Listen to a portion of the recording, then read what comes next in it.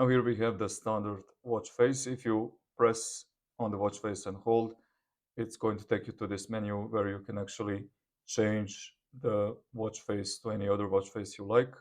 So I'm going to choose this one. To confirm it, just tap on it. It's really that simple. If you want to install different watch faces, go to the app, tap on the device, then go to Manage Band Display. And here you have a very large collection of different watch faces. So I'm going to choose this one here. And when you tap on the watch face, you're going to see how the watch face looks like, but also how the screen looks like if you turn always on display. So obviously you have just one option here. Tap on apply if you want to use this fitness band.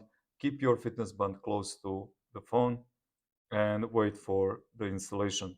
So this watch face is now installed in your fitness band. If you would like to go to the old one, you can again press and hold and then go back to the old watch face or choose another one.